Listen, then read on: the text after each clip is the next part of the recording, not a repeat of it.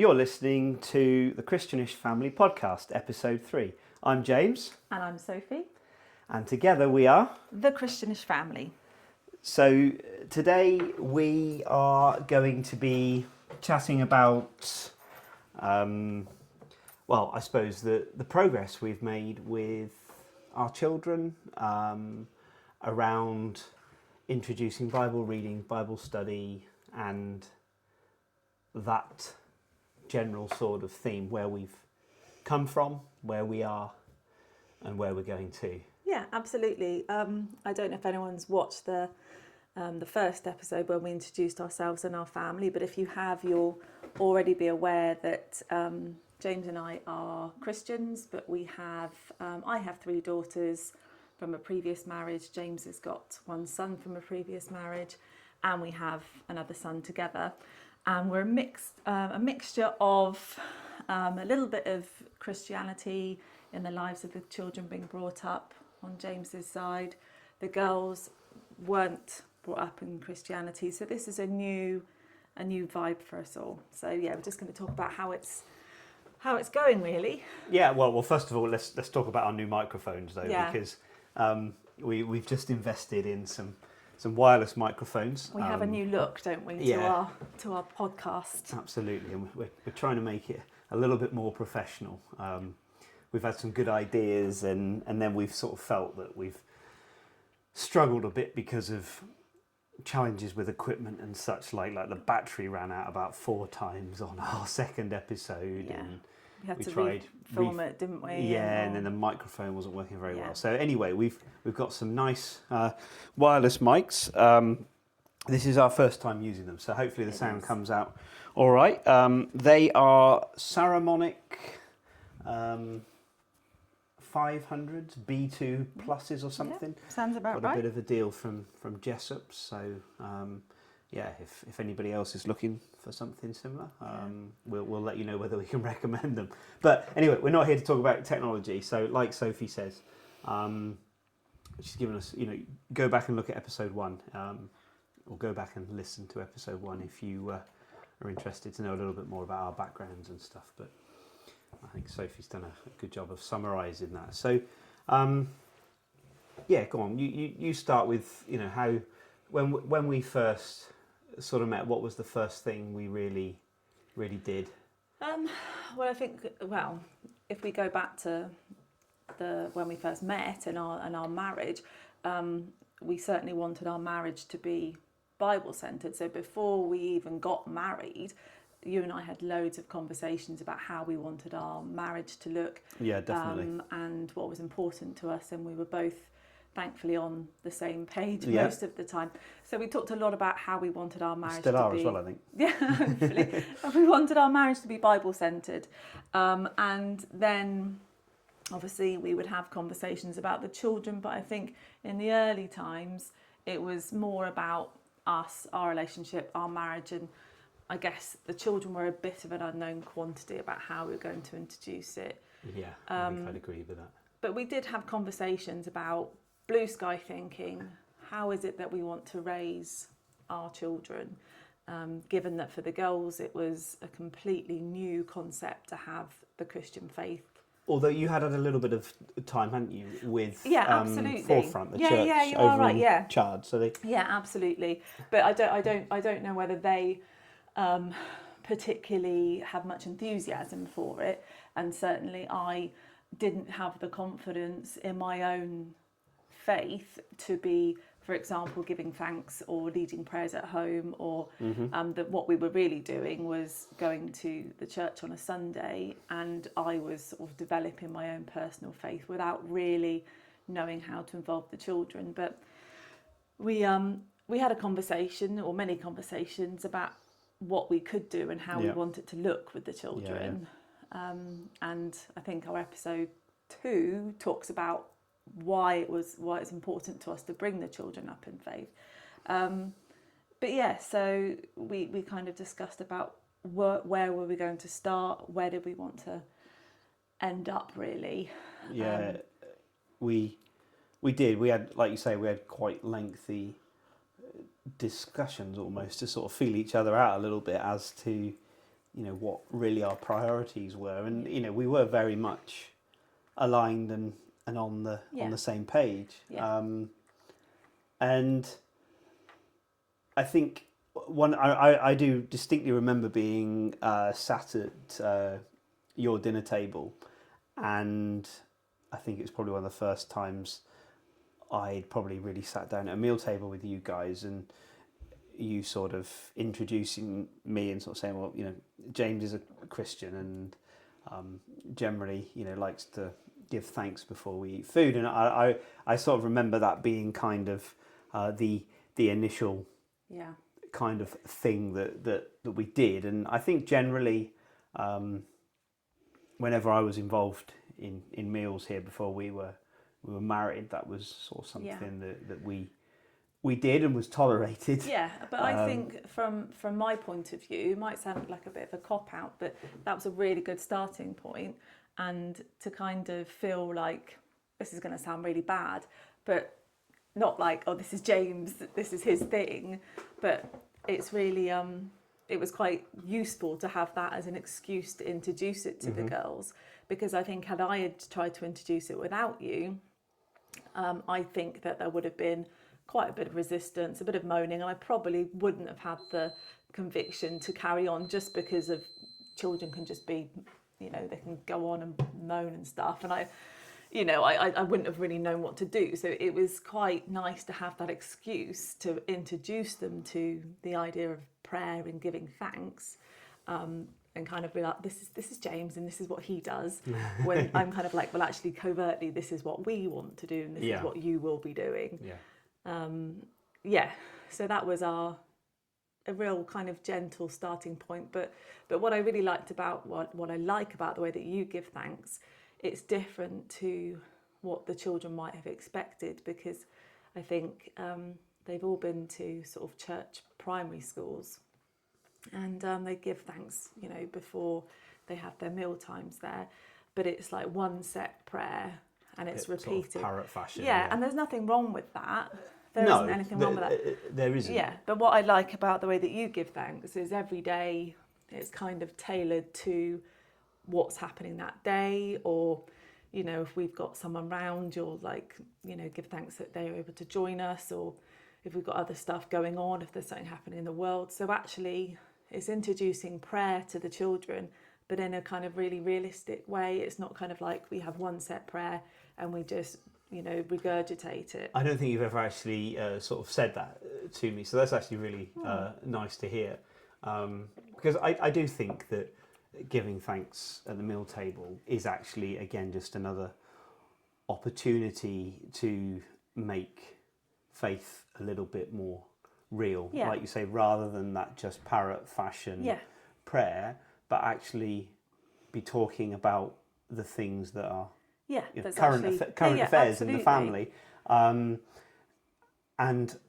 hopefully maybe there's something that the children actually see as a result of that. That's kind of my mindset and hope. Yeah, absolutely, because I think it makes prayer accessible, because it's also that understanding that there's no pressure on it, and it doesn't have to be a certain way, and it's just about talking to God. And as part of that, we decided that you were, being the head of the family, you were going to lead the prayers, because we had that talk as well about the importance of us modelling praying to the children at home. One of the things we wanted to introduce, and we talked about, actually we want them to see us praying, and we don't want them just to be saying stuff without meaning it. So quite early on we decided that actually obviously you're the head of the family, it makes sense for you to do it anyway, but sometimes the kids are like, oh, can I have a go? And it's like, well, no, actually, because this is James, or this is Daddy's role, and this is what he does. I think, with our own personal studying of the Bible, and I know there's lots of different schools of thought, we sort of felt that was probably the right thing to do. And I think, between you and I, we've got some, we've had sort of some changes about how we feel that works, and who leads prayer, and how we address that. But in essence, I do feel that responsibility lies at my sort of door as husband, as dad. So so I mean that's definitely. I think before we had any detailed discussions, I think you're sort of introducing me as a Christian and us giving thanks was sort of something that happened and was the initial sort of thing, I suppose, to bring a bit of real practicing faith into our lives. But I know, like you said, later on we ended up having some more detailed discussions, and I think I remember one of the ideas that you came up with was something you'd been doing with school over the years in your role as a teacher. Something I'd never heard of before, but the Jesse tree. And you explained to me that and how it worked. And it was, again, one of your kind of clever, stealthy little ways to try and introduce something that your girls in particular, I think, had a little bit of familiarity with. And that was one of sort of the first, should we say, planned kind of tactics of bringing some Bible reading in. Because I think initially, both of us felt that actually regular Bible reading was going to be a real challenge. Do you know, that's what I was thinking. I remember us having that discussion, being like, actually, what do we want it to look like? Yeah, we want to introduce meaningful prayer. We want to model that to the children, but we also would like to read the Bible together every day. And I remember thinking, that is never going to happen. Like, literally, that is not going to happen. They're not going to sit around and listen to this. And we got married in October, and it just so happened the Jesse tree coincides with the build up to Christmas. Yeah. So it was just a thing that came into my head. And like you said, I was using it in my teaching as well, and we've got a really nice they're really beautiful actually, wooden, they're like decorations, aren't they? They're sort of little circles that hang, and they've got different images from the Old Testament printed on them, and each day of the Jesse tree links to a story of the Old Testament, and it goes all the way through the Bible actually, and it's a bit like an advent calendar. So yes, we decided that we were going to do that. It's but yeah, I think you said it's prophetic, isn't it? It's following sort of those prophetic historical writings through to the birth of Christ, effectively, isn't absolutely. it? And I must admit, I'd say I'd never heard of it, but it's a really a nice alternative to just thinking about chocolates. Yeah, absolutely. Or Lego advent calendars or whatever else these days. We made it interactive because each day the different child would find the right decoration for that day, and then we'd look at the picture and does anyone have any idea what that another story... pinhole in the wall. Have a pin in the wall, Groan. hang it up. But this year I actually did something with those willow hoops that I made, and I've tried to make a hanging display of them. So did you make some willow hoops, did you? Yes. And so no, it seemed to work really well. But I do also remember the girls sort of saying, "Oh, we're not carrying on with this, once we finished." And I was like, "Oh, let's just wait and see." But then actually, by the time we did finish, we'd already had that conversation about where we were going to go next. And I can't actually remember where we went next. Can't it was probably New Testament, either. I would imagine. And so we were like, we'd already decided that. I think it might have been the Gospel of John or something like that. Yeah, and we did carry on, didn't we? Yeah, we did. And that's part of what has become our accepted, regular, daily pattern that we have. Well, we give thanks at mealtime, any mealtime, and when we finish our evening meal, we sit down and do a bit of Bible study. Yeah, that's right. Generally, once everyone's finished eating, obviously there's some sort of flexibility on that, but between you and I, we'll normally read a passage of the Bible, or more recently, we've actually been looking at some books, having some sort of more almost purposeful themes rather than just reading through a book of the Bible, and trying to have some sort of more questions around it. I mean, we've got a few of them here. I don't know whether it's worth us just perhaps talking through a few of those. Yeah, I think the benefit of using these kind of purposely written books, it was to kind of initiate that discussion because that's another thing we want from the children. We want them to ask questions. We want them to Yeah, actively absolutely. engage, and that's something that these books do. And actually, these first two books that we looked at, these table talk ones, I think we did. Yeah, they were actually at church on the table out in the foyer, just with other books saying "help yourself." And I looked and I thought, oh, we'll have them. Yeah. So I mean, so this is Table Talk, The Real King, issue 8. Just having a look. So they are published by the Good Book Company, 37 Elm Road, New Malden. So yeah, we've got 2 of those. What's the other one called, Soph? So this is Travels Unravelled. Yeah, okay.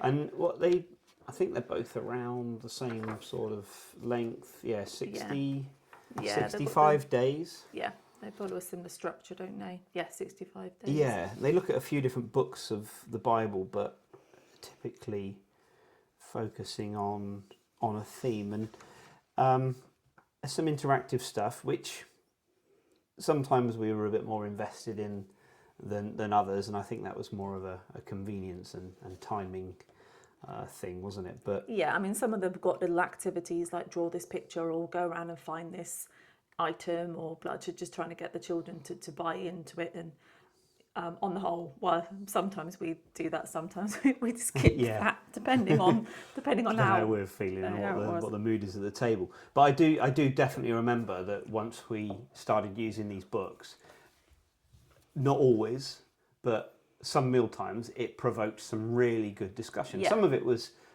more sort of abrasive, slightly controversial sort of stuff, but other stuff was just really good, sort of inquisitive questions. Because I mean, each day has the same structure. You've got the key point, which is the main sort of point of learning, and then you've got a little table talk discussion. Then you read the passage from the Bible. You talk about it afterwards, and it ends with a prayer.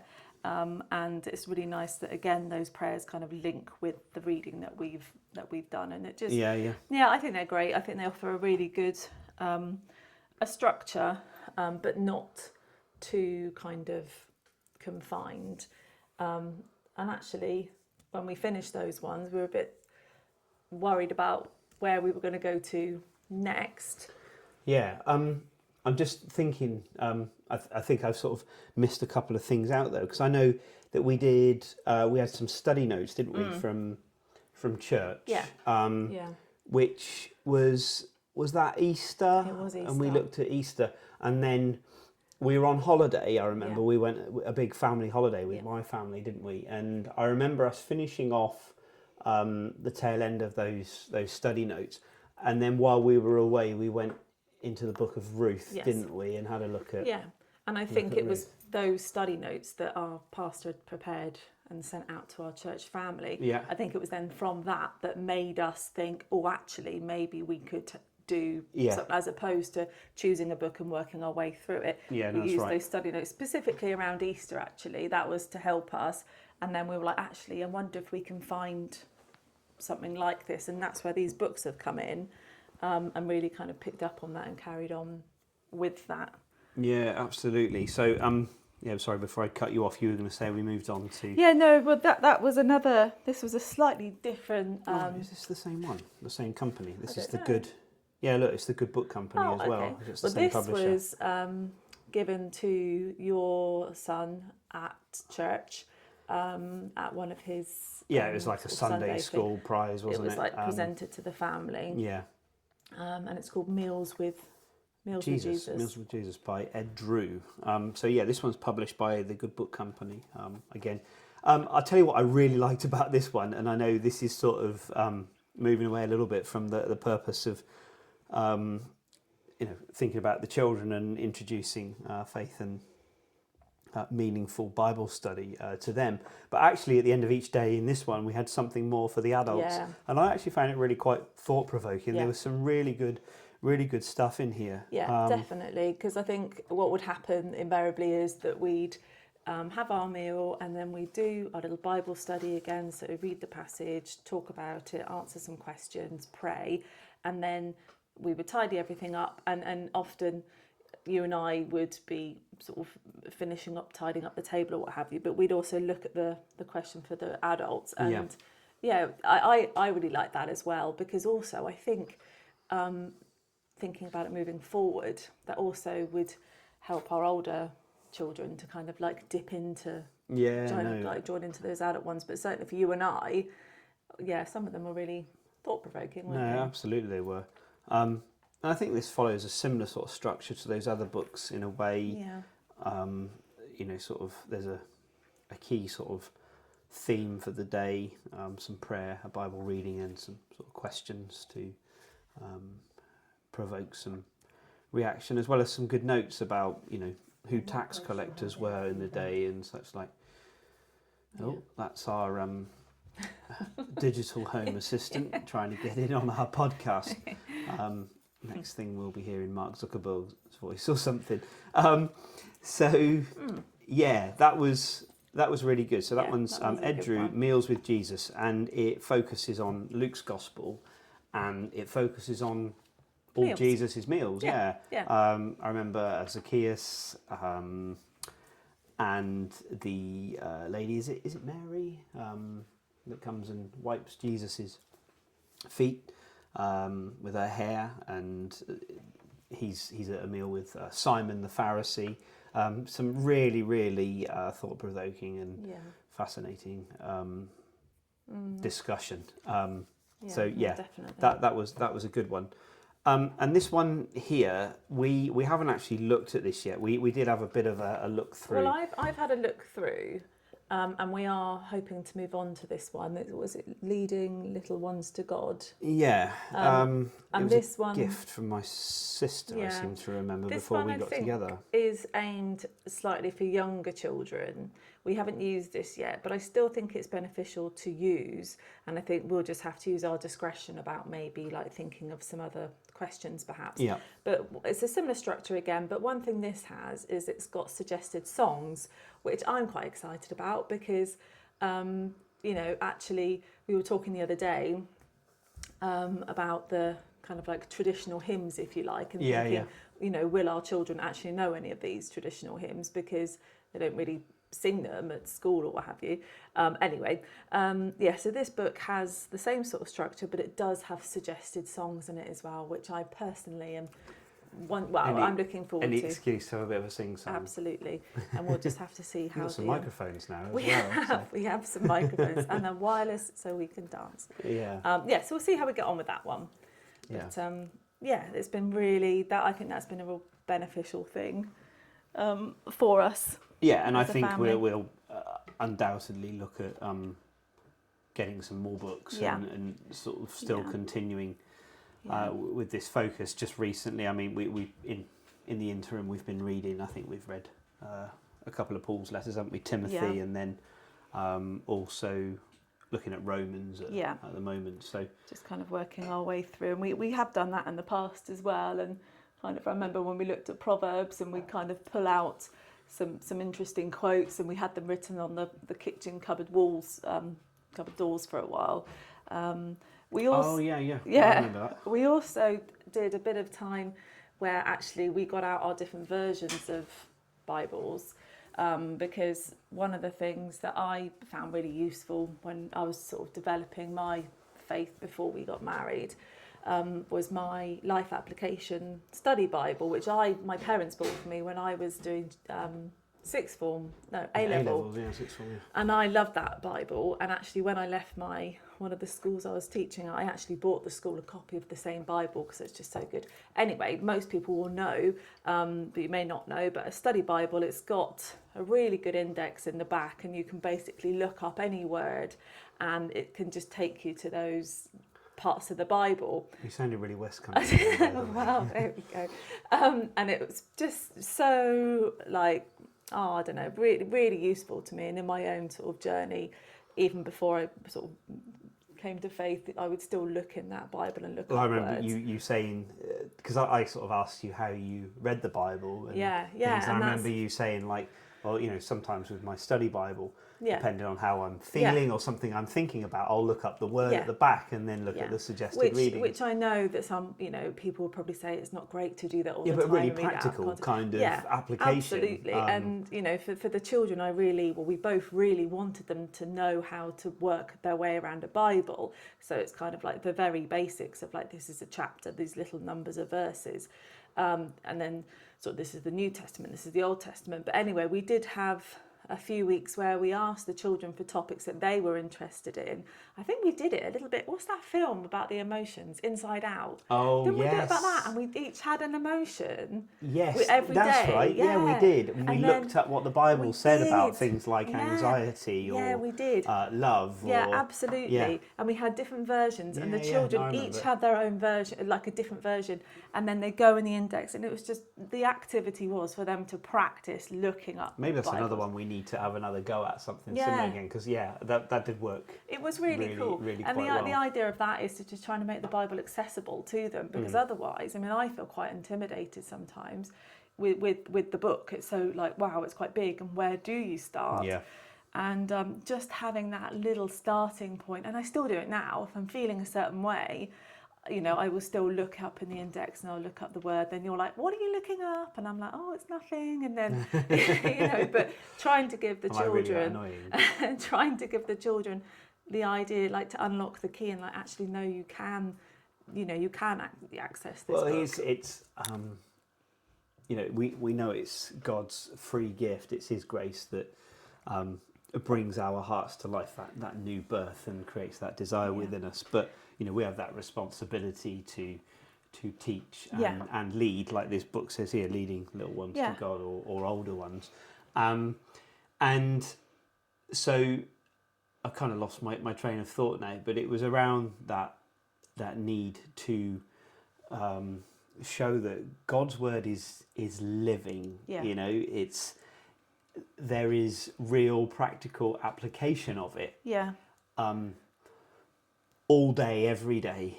Your life is never going to be worse off for understanding. I'm pretty sure God's word. One of the older girls said to us the other day about reading the Bible, and will you always keep reading it, or will you read it again, or something along those lines? I don't remember that. Or maybe they were just talking to me, and I sort of said, well, actually, every time you read it, you might get something different. No, I do remember. So it's kind of like the idea of once you've read it, then that's it, well done, tick the box. It's like, well, actually, no, it's not that.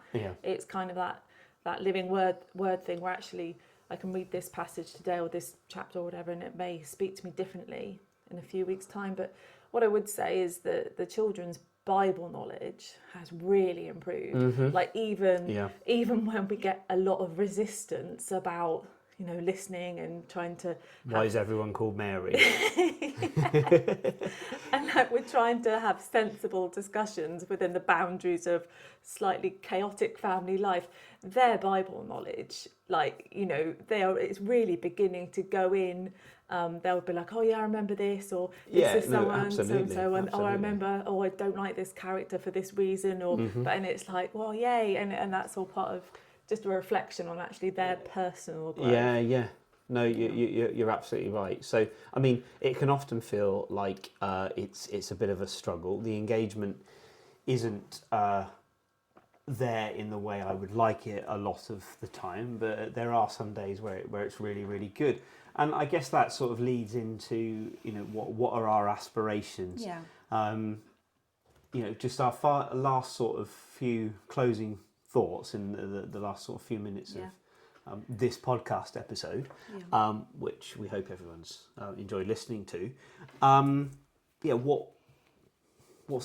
are your hopes? What are your aspirations? What do you think we're working towards? Again, I feel like this is slightly impossible, but who knows? And we have been the things which are impossible with men are possible with God. Absolutely. So I think for me, it would be to try and get the children to come to church with us regularly. Yep.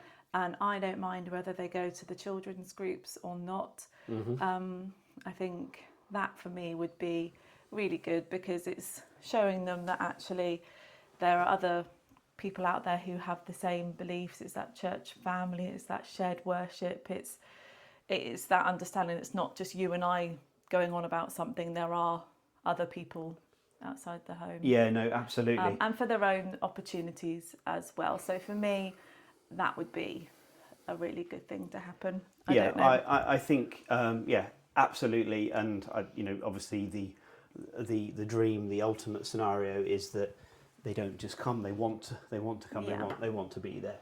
And I suppose in reality, we'd like to, see them give their own testimonies at the end of the day. I mean, that's the kind of the real. They real do. vision. I mean, like, your son comes fairly regularly. Yeah, and Micaiah obviously are. The girls will come if we ask them to try and go to all the baptisms, because I just think it's really good for them to hear testimonies. Yeah, absolutely. And they'll come if, like, you and our eldest you've been doing a bit of volunteering, haven't you, on the sound? Yeah, that's right. So we'll come and, so it's not that they never come, but I would like them to come regularly and, like you say, willingly. Yeah. So that's yeah. Yeah. And I think the same. I think I'd say the same of like Bible reading and prayer, for that to be something that, well, maybe these things are just obvious, but they do feel a long way off, and they don't feel like much of a reality for us, I don't think, at the moment. But that, of course, is where we'd like to be, is them having their own Bibles, wanting to pick them up and read them on a daily basis and have that application throughout their lives. We have had a couple of glimmers of hope with one of the girls in particular.